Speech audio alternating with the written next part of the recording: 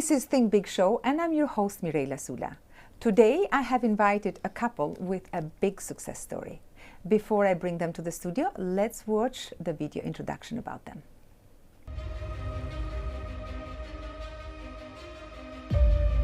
It's my great pleasure to introduce you to Julie and Joe Foster, a couple who embody the spirit of thinking big, dedication, entrepreneurship, and community building. Joe Foster, the surviving founder of Reebok, needs no introduction. His journey from a young man born into a family business to a global business icon is a story of hard work, determination, and a never-give-up attitude. He has faced challenges head-on, turning in his vision into reality, and has created a brand that is synonymous with excellence and innovation.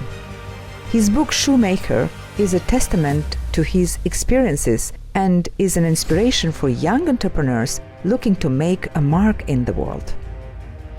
Julie Foster is an entrepreneur in her own right, having worked in varied roles before becoming the managing director of J.W. Foster Heritage. She has been a step Reebok instructor, operated a travel business, and assisted in the running of a country estate and nursery. Her role now involves protecting the history of Reebok brand and assisting startups and young entrepreneurs with advice and resources. Her involvement in philanthropy and community building through organizations like Let's Localise, and also a proud member of Global Women Club, is a testament for her commitment to making a positive impact to the world. Together, Julie and Joe are a power couple who have traveled the world, sharing their experiences and inspiring the next generation of entrepreneurs. Their commitment to community building, philanthropy, and giving back is a true reflection of their character and is an inspiration to all of us. It's a great honor to have them with us today, and we can't wait to hear more about their journey. Julie and Joe Foster, welcome. It's a great honor to have you here. And nice I know you have been traveling the world. Where you guys are you coming from? And welcome back to London. Where are we coming from? Yes. Well, we could start with Australia a month ago. And we came back via Singapore, and 2 days in Singapore, met some very nice people. Then to Dubai, met some very nice people there, and then from there to Manchester, which made our trip 3 7-hour journeys by these days. I used to be able to travel 24 hours on an airplane. Now 7 hours is enough for me, and then we have a rest. Wow. So Australia, but if you want to go back further, we can give you a whole list, almost a global list of countries we've been to, from Canada to Norway to Iceland to Panama. Yes. Well, we are going to talk about a lot of these trips and the whole journey that you have taken, a big history and making this big success with Reebok. But before we go there, Julie, you always travel together? Yes. Always. We've always travelled together. You are the engine, yes? Yes. Yes. I am the engine room, the hard drive, the carrier of the bags. Yes, we always travel together. Joe doesn't travel alone anymore. He used to travel while he was in his daily life at Reebok. He travelled many years all by himself. And now he doesn't do that anymore. And how long have you been together, you guys? Do you remember that? Yeah, 32 years. It went up from there, yeah. 31, but 32 years. So are you years sure? go by that fast. We're now 32 years. It seems like yesterday, yeah? It does indeed, yes. So what is your, I want to know both stories. If I ask you how did you meet, and what is your loving story, that blowing moments when you met each other, what would be your version? My version? Well, my version is that I had stepped back from Reebok. And in stepping back, I went offshore. I went to Tenerife to rest, get some sunshine. But you know, you've been in business, you don't rest. So I had about 3 little businesses, not very interesting ones, but just 3 little businesses, very nice. One was in Tenerife, which connected with the UK, because it was a holiday business, so people from UK were coming out. And the UK, we had an office there in the UK, and they looked after the UK end of it, and Julie became part of that. And being part of that, she had to come out to Tenerife to have a look at what the business was that she was selling. And we met, and that was it. So you were not on holiday in Tenerife, you were No, working. I was working. I was already working for the company, but I worked in the UK, and Joe was obviously still in Tenerife until that particular business became my job, my full-time job. And how is the story of the beginning? I always love the beginnings. I mean, even though it seems that, I've been spending some time with you guys now, especially in the last 2 days, and it feels like you're still dating with each other. But tell us a little bit about that beginning. It was quite slow, really, wasn't it? It was just sort of, we just kind of fell into each other, really, didn't we? It was just spending so much time together, I think. Yeah, with the job in Tenerife, it meant sort of looking after properties, and on occasions we had to turn out together because the person we expected to be there hadn't turned up, so we were doing domestic jobs together out there, and we just enjoyed it. yeah, and we just grew into each other. So, Joe, how do you think Julie coming into your life, has that impacted the journey as an entrepreneur, as a business person, but also as a human being in your personal and professional journey? Well, I mean, that's a big question. I could take you 30 minutes just answering that question, but I think that when I step back from... I have enough time. You plenty of time, yeah. I think when I step back from Reebok, it was a question, okay, what do I do? Do I just enjoy life, do nothing? But you can't do nothing and enjoy life. So I went to Tenerife to sort of get some sunshine, relax, and then I got into this little business, and so it started, and that was it. And when Julie came out, I recognised the fact then that we laughed a lot, and that has always been a passion for me. If you can have fun, you have to have fun, and we had fun in Reebok, and this was all of a sudden I was having fun again. And when you're having fun, that's a wonderful sort of... So you don't like complainers and dramas and people who create challenges and difficulties. You are the person we don't see the problem, you see the solution, you see the opportunity. Is that correct? Well, yes. I mean, going through Reebok, and in the book Shoemaker, goes through an awful lot of those problems. I think in the first instance, when you get a problem, when you're young and you think, oh, and our first instance was we needed to register our name. Jeff and myself, we set up our company and we called it Mercury. And our accountant said, after 18 months, you'd better register that name. And what? Why do you need to register the name? He told me, and that was it. Okay, so we need to register the name. And we tried to register the name, but it was already pre-registered. And so we had to change our name. And that was our first big problem. And the answer to that is about 15 minutes long, but we did change our name and we became Reebok. But that was a problem. And after that, we had other problems, and we thought, well, instead of thinking, oh, what next? Why do we have these problems? It was like, just a minute, this is a challenge. Yeah. We've probably got the wrong name, we've probably got the wrong silhouette as it was. We had two stripes and a T-bar, and Adidas objected to that and said it infringed their 3 stripes. So we thought about it for 15 minutes thinking, no. We said, where's that letter? And we pinned that up on the wall. Great. What do we do now? We just change our silhouette. And we changed our name from Mercury to Reebok. That was better. Reebok was better. And the Reebok came from, as I read your book, and you getting that award and getting that dictionary, it was like everything happens for a reason. Tell us a little bit about how did you come with the Reebok powerful brand? Well, how did we come with the name? Yes. We came with the name because I've got to take you back to 1943. Anybody remember? That's 80 years ago. I was a youngster of 8, and it was during the war. Everything like COVID, you stayed at home. But we had some things at home. We had events, and I won a 60-yard race. I won it, and as you say, I went to pick up my award, which was a dictionary. I did complain. I said, where's the football? I'm 8 years old. What was the dictionary? It was a Webster's dictionary, which is an American dictionary.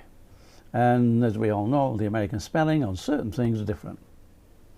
And so I won that in 1943, but we fast forward now to 1960, we're sitting, we need to find a new name, because the agent I've been to said, don't bring me one, bring me 10.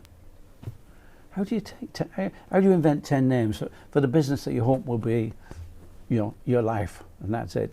However, we had Cougar. That was a good name, yeah, and we went through other things, and my dictionary was sat by me at the desk. So I like the letter R. I don't know why, but I like the letter R. So I open up my dictionary, my Webster's American Dictionary, at the letter R, and I start thumbing through, and very soon you come across R-E-E-B-O-K. What's that? It's a South African gazelle.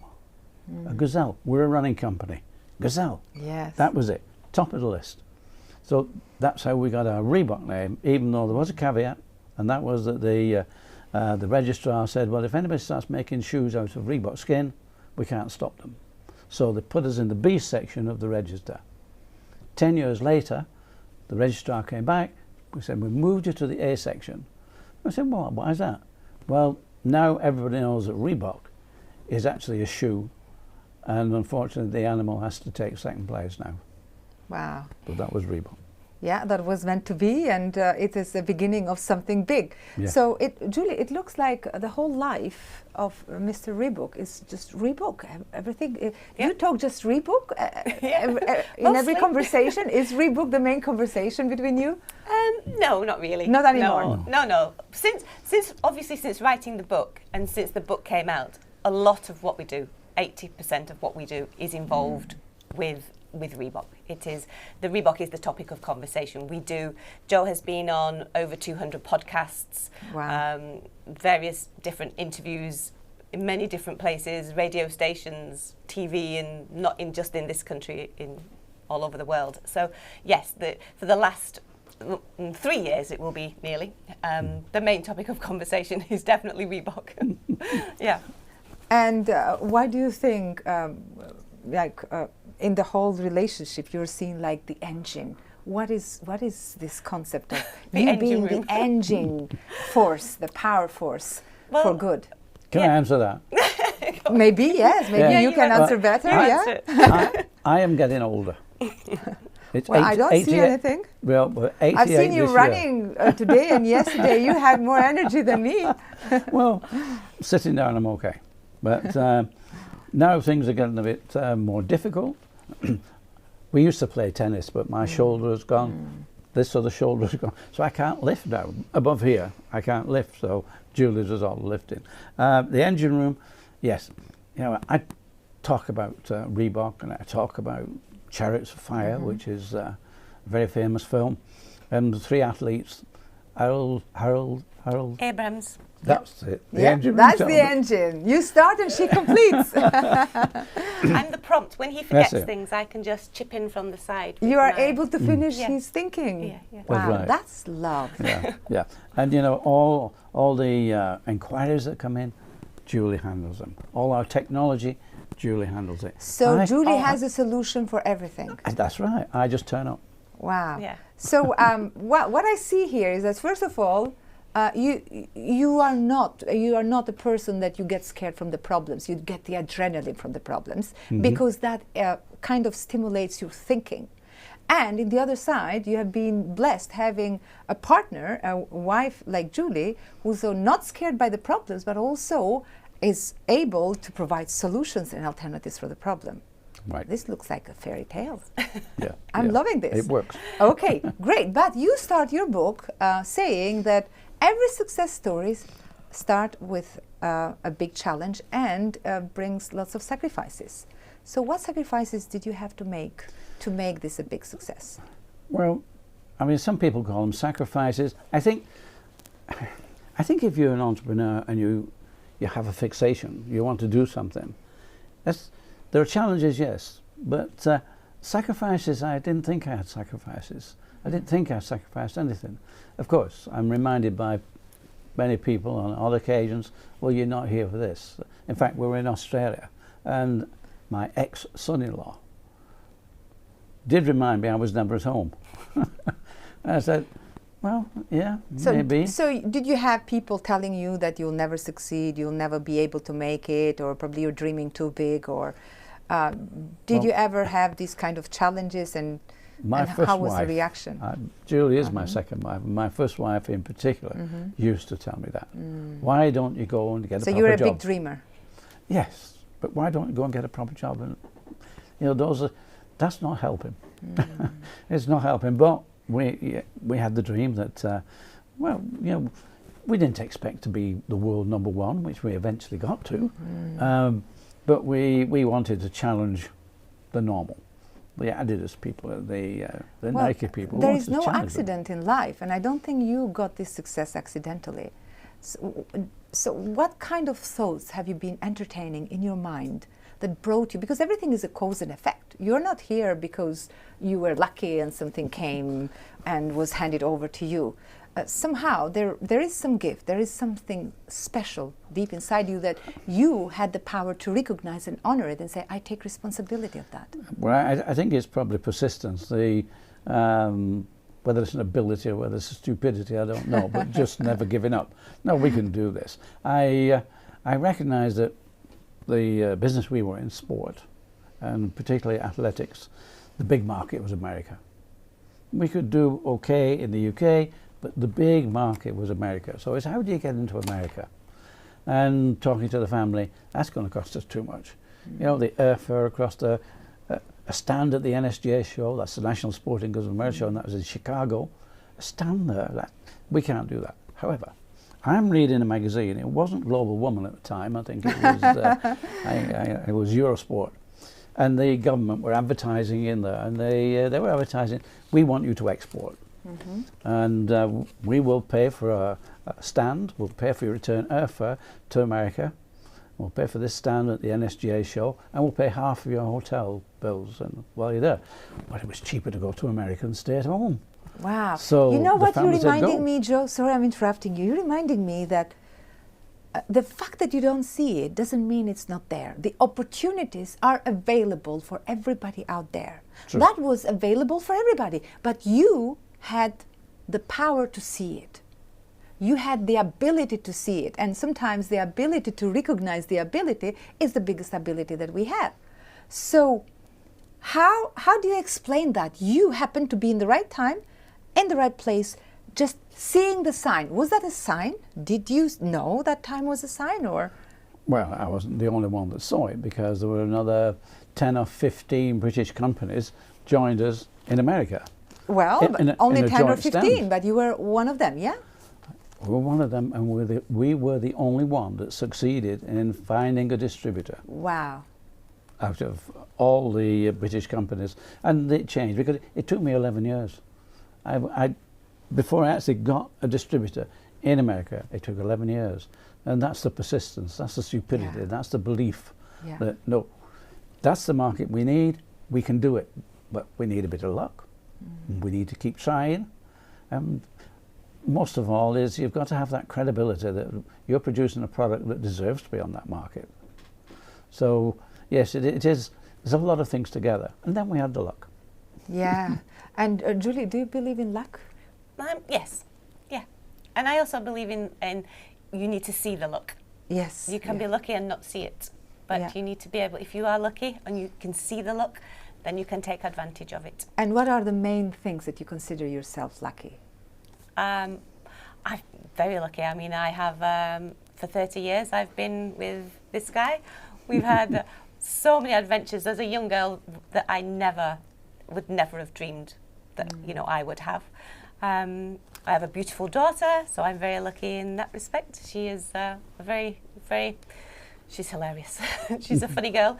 She lives in Thailand. So yeah, I consider myself very lucky. And do you think that you have the ability to attract that luck, to attract these opportunities? Because the way also Joe speaks about you, it feels like you have the joy, you have the positive energy, you have this source, you have this engine. And it feels like people are really happy to live around you, to spend some time with you, because they want a bit of that. Have you realized that you have that magic? Yeah, I am generally a positive person. I don't let anything get me down. And then if other people have got, they have a problem, or I'm the one that's there going, come on, we can do this, and helping and giving them the positive messages, helping and supporting in whichever way we can. And how did your life change since you met Joe, and how your life was before, and what are the changes that you started experiencing immediately after? I had a normal job once in my life. Many years ago, I just had a normal job. I worked in retail when I first left school, which was not for me. It was, even though I wasn't actually on the sales floor, the retail environment was not really my thing. So I didn't go back to retail when I'd had my daughter, Dominique. I decided that I would try something different, and I tried a few different things, but this was in the mid-80s, and I was alone, so I was a single parent, and it wasn't so easy to find a job for a single parent. They didn't look, employment laws and opportunities, equal opportunities were not such a powerful thing as they are now. So it was quite difficult to get a job. So I had a few different jobs until I landed the job working in Joe's office in the UK. And then, since then, I've never had what you would call a normal job. I've never had a 9-to-5 job that has been stable. I have done so many different things and so many different roles. So you were working for Joe, but you heard about him? No, not really. Didn't even know about him. You even didn't know anything about him? Not really. I knew, but because in '87, Reebok was only on its way up, really.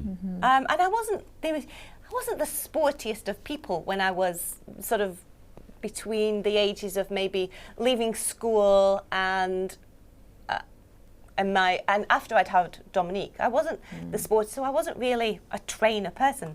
And in those days still, you didn't wear trainers on the street. No. You only wore sneakers and trainers for sport or for exercise. You didn't go to work in trainers. That sort of thing was coming, but it hadn't really landed in the northwest of England when I was a youngster, as it were, or a young lady. So I didn't really know much about Reebok. It was like, oh yeah, Reebok. Oh, I think I had a pair because I did go to an aerobics class after Dominique was born, but I didn't see it as a global brand that was huge in the world. It was like, oh yeah, I had a pair of those when I went to aerobics. So I didn't really know that much about Joe.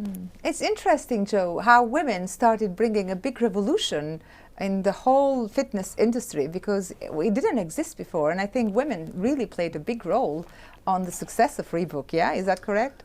I would probably say more than a big role. I mean, it was the role. Yes, absolutely. The big factor, yeah. We got into America. We no need to go through that story, but it's in the book, which is quite a story how we got there. But 2 years, just over 2 years in America, doing nicely. And there's a guy in California, he was a technical rep. He was also a good athlete. And that's Arnold Martinez. You nearly jumped in there. I nearly. Arnold Martinez. And Arnold, his wife, was going to these classes and coming back with her friends, and they were full of it. And Arnold's saying, what are you doing? And she said, we're doing aerobics. What on earth is that? Well, we're exercising to music, and we love it. Oh. He said, can I come down to your next class? Yeah, why not? He went. But you had a plan in your mind, or just... I didn't even know about this. Oh, right. I knew nothing. Universe was guiding you there. Yeah. So Arnold went down, he saw what was going on, 20, 30 women, an instructor wearing a pair of sneakers, half the class wearing sneakers, the rest of the class barefoot, no sneakers. And that's when he had a light bulb moment.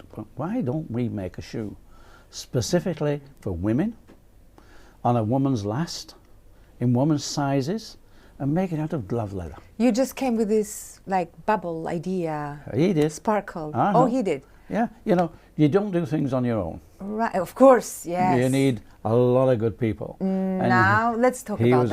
He was a good person. To build such a big brand, such a big success, an empire, of course, it has to involve people. You have to be a leader. You have to inspire others. You have to be able to kind of bring your vision to other people's mind, because if it is in your mind, how do you translate this to other people? How did you do it? You listen. You share. You just don't say, I am, you do this. No, you listen. You share. Because a lot of athletes used to come to us to buy the product out of the workshop, and they would say, oh, can you do this, or can you do that? So we would listen.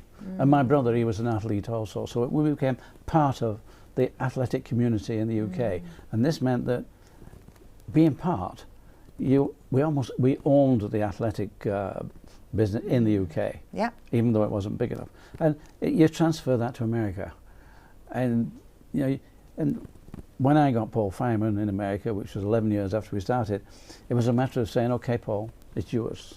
And I didn't want to go to America and tell the Americans what to do, because the Americans are so good at telling themselves what to do. Oh, yeah. They're pretty lousy at telling the rest of the world what to do, but they're very good in America. And so Paul was very good. So I'm standing back from America, and I'm saying, okay, we'll give you all you want and all the assistance you want, but they know the market. And instead of me going over there to learn, no, I learned. And when you learn and you give, that's when you grow a team that feels part of it. As they say, if you think you're the smartest person in the room, you're in the wrong room. You're in the wrong But room, what I absolutely, see yeah. here, though, you saw the problem. You were able to go, observe, listen, learn, identify your audience, identify a problem, and you immediately you feel like, I have the answer. So the answer was with you, but you were looking for people who needed that answer. And then you provided them the solution, Reebok. Well, Reebok was there, and Reebok became a women's company. When we started with aerobics, we were a $9 million business in running, but we're only small. That was a small part of running. So when aerobics came, nobody knew Reebok as being a male, sweaty brand in America. All of a sudden, they knew it as a woman's brand.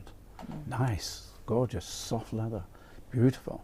And so the women started to own Reebok. There were a few problems. Glove leather is not meant for shoes, and we had to get through that. And it was only at that point that I learned that we were making shoes out of glove leather, and that I'm saying, what are you doing that for? Because they were falling apart. But we're talking about Hollywood, we're talking about Los Angeles, we're talking about America. They didn't care. The girls didn't care. They just went out and bought another pair. But you couldn't take that into other parts of the world because they wouldn't accept it. So I'm saying, no, you can't make them out of glove leather. So because it's too. What did they do? They aligned it with nylon. And I'm saying, just a minute, you aligned it with nylon, now you stopped it breathing. Because the benefits of leather, it's nice and comfortable because it's soft and it breathes. Oh, so what did they do? They punched holes in the front, and they got that way it was breathing again. What I learned from that was marketing was much better than just manufacturing. Yeah. Oh, yeah. And It's 80% is and marketing, really the fuel, the engine. And then in America, we were becoming a marketing brand. And that was another piece of luck, a way to move. But there was no resistance from me. It was a matter of, wow, yeah, okay. Look, we're selling 5 million pairs. We started to sell 5 million pairs a month of aerobic shoes. And that's a lot of shoes. So I visualize here now, wow, this is somehow going bigger than you probably ever thought. So was it a moment where you felt like, this is too scary? Like, as they say, if the dream doesn't scare you, it's not big enough. But did you have any moment in this journey that made you feel like, I don't want to lose control? Because when you grow a business like this, it's your baby. Your baby is growing, and suddenly you see that your baby is going out of your control now. Well, control wasn't a problem for me. It was growing the brand. Yeah. Or these days it is Scaling. Scaling. Scaling a brand. Yes. You start and she completes. There's my yeah. Scaling the brand. And so in order to scale the brand, there are one or two things you need. Number one is you need to find where you can get production. Number two is you need money. And in those days we didn't have VCs or anything like that. Money was not that easy to you go to a bank, and if you hadn't enough collateral, that's it. So for me it was like, well, how do we get this? Paul Fireman, who was running America, who had the American company, he was the same. He had no money. So between us, we no way of expanding this company and making it grow in any way, or even scaling it. So fortunately, he was Jewish, and he had a good connection, and that was a brilliant thing about the Jewish connection. And he had a connection, I think it's called, not Built Right, it was American something, a rubber company in America, who also knew Stephen Rubin. Stephen Rubin is Pentland and is JD Sports now. And Stephen Rubin had a business called ASCO, which is Associated Shoe Company, and they were sourcing product out of the Far East. So that was the connection. He would source the product and give us a credit line. It nearly brought him to tears when 20 million appeared as his debt because the product that we were taking. But that credit line was the financing. That financed the brand. And fine, so you've got to give up something for that. But the brand grew. Yeah. You know, and people say to me, don't you regret that? And you say, what?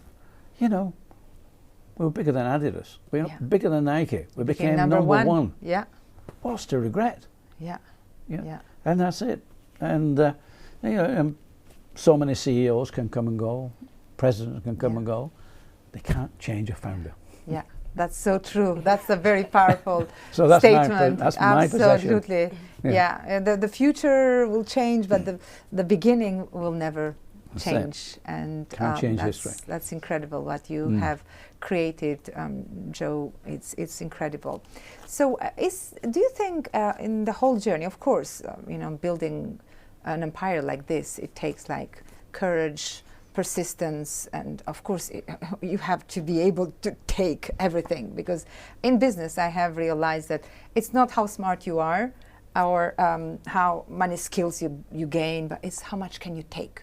And that means that the challenges, the obstacles, the small and big problems, everything that you have to deal every day, you just become master of it, and you don't see the problem, as I said, you see the solution, but also you become bigger than the problem. You kind of go beyond any problem because you are thinking big. So, do you think you have done any mistake in this journey? Do I think I have? Any mistake? And how? Yeah. How do you deal with this? I probably made dozens of mistakes, but they're part of your learning process. When I was going into America, it took me 11 years to get in, and I had 6 failures. I had 6 attempts, 6 people trying to build them as a distributor, but all 6 failed. And at each time, I was saying, why? What was it? There's something we need. And we were trying to push into a market. We eventually got there because Runner's World was a magazine that was part of the revolution of running and athletics, and that revolution in America was just expanded. And Runner's World, they became so big. You think there was 350 million Americans, about 35 million that started running, and they were buying this book. And Bob Anderson, who was the editor, in his wisdom, he decided he'd tell everybody which was the #1 shoe. And it was Nike. At that time, it was Nike. The problem is, about 10% of the 35 million, maybe 3.5 million, I want that shoe. Phil Knight couldn't deliver. So the retail trade are getting annoyed because there's people coming in not wanting the product they've got and can't get the product they want. 12 months go by, and Bob Anderson decided we'll have another #1, and it wasn't Nike that time. It may have been New Balance or somebody else. It certainly wasn't Reebok. Same thing. They couldn't get the product.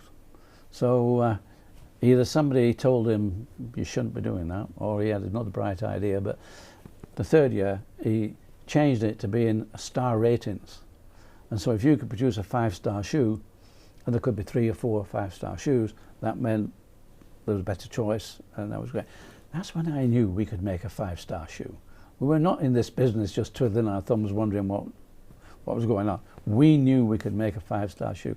That may be a good hindsight statement. Yes, absolutely. But, you know, you had that feeling, and you were talking about those risks you take, what you think you can do. Well, we didn't hesitate but think we could do a 5-star shoe. And we did. In fact, we got 3 5-star shoes in 1979. Wow. You think big and you get big. Wow. And Julie, obviously I can see he's a risk taker. So I think you know him more than anybody else in this world.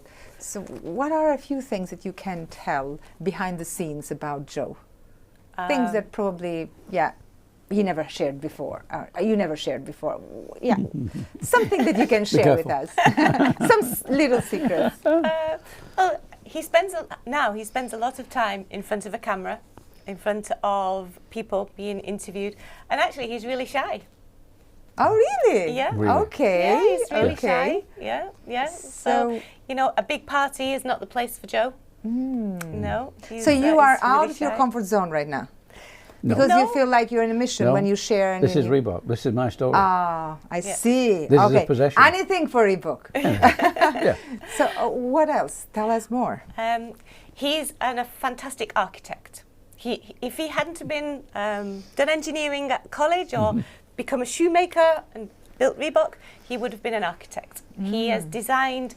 We have had a couple of houses that have had to be stripped to nothing and start Modified. from scratch. Now tell us a little bit about that moment when you moved from a 2-bedroom apartment to a 20-bedroom house. Oh, the house, the Silverdale adventure.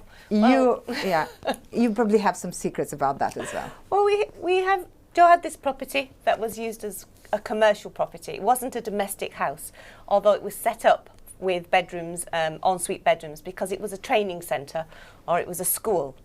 And then the school left, so it was empty. And we went there because, of course, they'd moved out. We went to see it, and it had been destroyed. It was just wrecked. You can't even imagine. There was one wing, and the door was screwed shut with bolts this big, many of them, just cold. And inside this wing, there was 4 bedrooms in that one. 3 or 4. 4 bedrooms, 4 ensuite bedrooms. Every single wall in every room and every bathroom had been sprayed with black spray paint, graffitied. Graffiti, yeah. And even there was a pink toilet, and it had been covered in black spray paint, just completely covered. And it was actually so the and mess. you also didn't have heating. No, so we stayed there for 3 years and fixed what we could fix with paintbrushes. And Joe is also really good at DIY. He's very practical, great woodwork, brilliant with electrics. Didn't blow us up once, did you? A creator. Didn't blow us up once. No. And we stayed there for 3 years to put it back into shape. But we could, because of how the heating system was set up, we couldn't isolate the heating into rooms that we used. So we basically had no central heating and no running hot water for 3 years. That's a sacrifice. We had electric shower, but we had a lot of, because it was so isolated, we had a lot of security issues that ended up with us actually walking in on burglars in their property and having to run. And that's a half little of the secret. Lancashire Constabulary came out with their helicopter and their dogs. And wow, that looks like a movie, yeah? Yeah, that was an adventure. It's a book in its own right, that one. There's plenty of stories There's lots of beyond stories. the Reebok story. Yeah. Julie's going to write the You're next going one. to write your own book now, yeah? He keeps telling me I have to write the post Reebok. And then years. you moved again. How many houses have you been changing since you have been together? Oh, God. 9. Around maybe. the world? Yeah, we lived in various places. Yeah, we've lived in Bolton, we've lived in Chorley in Lancashire, we lived back in Bolton, we lived in Cannes, Mougins, which is close to Cannes, Lausanne, and Tenerife, and then back to Tenerife, and then back to France. England for the 3 years in Silverdale, and then we moved to France, and then we left France. And now you are a citizen of? The world. That's right. The world. Yes. Global citizen. But I heard you don't have a house anymore. No. You're homeless. Homeless. That's right. Yeah, we live How in does it feel? Airbus. It feels like freedom, yeah? Yes. Yeah, we can just do what we like, go where we like, when we like. So why this choice? Well, it came up, it wasn't an actual sit-down decision, let's do this. It kind of happened because we decided that we were not in the right place in France. We loved it. It was a beautiful place and it was perfect for while COVID was on. But afterwards, there was just nothing to do. And all through COVID and all since the book launch, people had been telling us, when the book is finished, we want you to come and do this. When COVID is finished, come and do this. Come here, come and speak at this. We're organising this, all after COVID. And you're travelling all the time. So once we sold the house, it actually coincided with a couple of events that we had that were planned for London, and then it just really the floodgates just opened, and we just continued doing event after event after event, and that was 19 months ago. And we've just not got round to settling down anywhere since. What an adventure. So we just keep going, and we enjoy, but we've always loved to travel. Yes. We've always travelled, and we always love to travel. So for us to travel is no hardship. Before I go to the next question for Joe, can I ask you if you can just kind of share with us some other moments of Joe? Have you ever seen him stressed or down or nervous or scared? Or so how is a man like Joe in a private life? He's very level. He doesn't really get ruffled very, very often. I think one of the most stressful times of the last couple of years was losing the little boy. That was just horrific. that was a terrible few weeks, and yeah, we still 2 years later it's still. Did you see him cry? Yeah, we all cried for weeks and weeks. It was just a disaster. We loved him so much. It's like sometimes you think, do you love him too much? But yeah, that was a very difficult time for us. That was quite stressful as well, because at the time, Joe had a really bad attack of sciatica, and so he couldn't do anything. And Peppy was in a hospital an hour away, and Joe couldn't get in the car. So it was the combination of things didn't help. So that was a really rubbish time. And when he had COVID, was a bit stressful, because we didn't know what was wrong with him, and he didn't get better. Nobody knew it was COVID.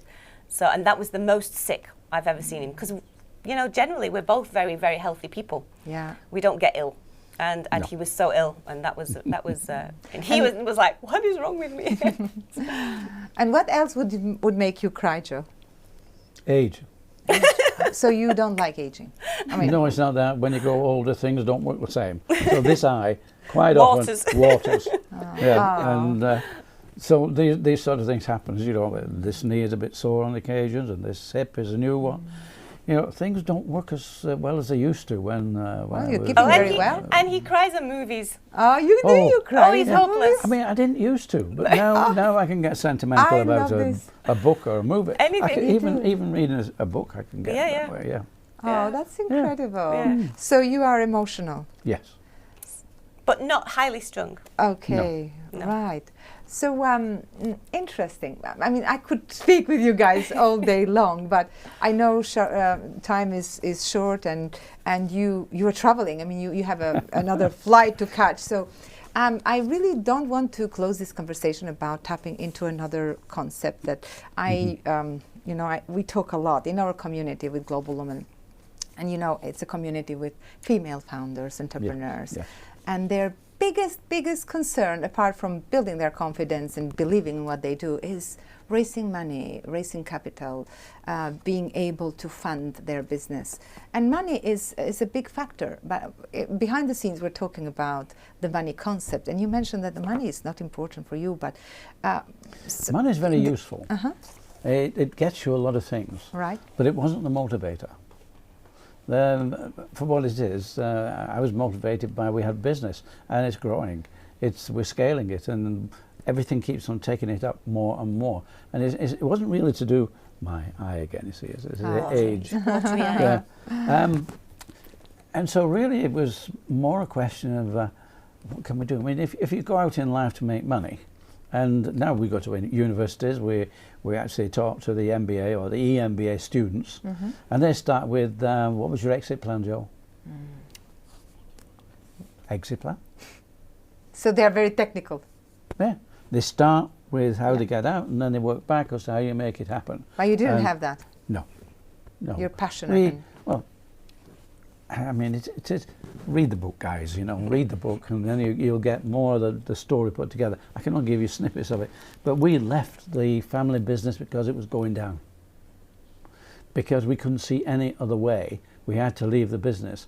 So we left the business not with the idea of going to build the best company in the world, but we needed a living. We needed some money. We needed, you know, what do? Go out and get another job? We knew this job, so we set up to earn a living. So that was the main reason we got into it. And so when we go to these questions and answers, and they ask various questions, of course, it is more or less that no, we didn't organise the way that we get out of a company. We built a company, and okay, we have a lot of people who probably are they built 4 or 5 companies. They build it, they scale it, they sell it, start again, they build it, scale it, the whole thing, and they sell it. But I just wonder what satisfaction they have. I love the idea of Reebok. You know, it's something that we did. And I'm amazed that we were so successful. It's not something that I told you so. It's not that. It's when I look around, and we look around all the time, well, I do, and see there's a pair of Reebok, there's a pair of Reebok, yeah. I was seeing more Reebok, I was seeing, and so it is a. I mean, in some ways, it's just something that sustains you. It sustains me because, you know, Reebok hasn't died, and I've talked to many people who say, no, Reebok's over now, it's finished. Yeah. No, it's not. It's just starting again. Yes. It's there. Does it feel like a new chapter every That's time? right. And it has a lot of history. And there's so much about that history now we've got to talk about. And so many people want to learn. We have a book, and that's okay. And Julie's going to write this second book. And it'll be, Reebok will be in there because she can't go anywhere without me talking about Reebok. And that's it. So, you know, what are your ambitions? How do you make money? Well, Reebok made money. I mean, one of the things it made money, which is useful. Yeah. But it's not the motivator. Yeah. If it was, I would probably be working at a bank or something like that, or sort of. Yeah, that's powerful. And what would be your best advice to the young entrepreneurs, young people who have a big vision to achieve what you have achieved? Whatever you're in, know it. All the way through, from A to Z, know that business. That way you have a chance. And the other thing is, number 1, have fun. And number 2, have a lot more fun. And number 3, it really has to be fun. Otherwise, you're up against it. It's a big task if you're not enjoying it. So having fun is so important. And the rest is knowing what you're talking about, knowing your business. Go in there and learn, or don't learn it by having to learn it. Learn it because you want to learn it. Yeah. Because it's inside. It excites you. You know, you want to make that difference. And making a difference is an awful lot in any business. Making a difference is so important. Yeah. It only needs to be small. Reebok made a difference. They trusted women. Adidas, Nike, they stood back and said, no, this is just a phase. It'll be over in no time. Well, in 4 years, Reebok went from 9 million to 900 million. Wow. And that was all to do with women. Yeah. So coming to, what can I say, global women. I mean, exactly. I think it's great. I think the idea is great. And yes, you know, Reebok embraced women. Wow. And that sort of. Thank you for your trust. Thank you. Absolutely. Big thank you for your trust. And Julie, what would be the message for young women who have a dream, entrepreneurial women who look at you and both of you as great role models, standing by each other and supporting each other? What would be your message? Again, just one of Joe's messages, it's a dual thing. Just don't ever give up. You know, don't look as, you know, failures are not failures. They're lessons to be learnt. And then you learn from that lesson and you move on and you just keep going. Just keep going. Yeah. Never give up. Never give up. That's Just As keep Joe going. said, yeah, there will be people who tell you, no, it's Yeah. not the way you should do it. Just, you And just maybe don't give they're up. right. Mm. It's Well, they're you should right. listen. You should listen. Yes, maybe they're right. It doesn't work for them, but it works for you. Yeah. So, Julie and Joe Foster, thank you so much for being my guests today. It has been a great pleasure. Your story is inspiring millions of people, and you definitely have made a big mark, a big history to this world. Thank you so much for everything. Thank you for Well, inviting us. Yes, thank you for inviting us. It's and been amazing. I'm sure you have a wonderful asset. Thank you. This was Think Big Show, and see you next time.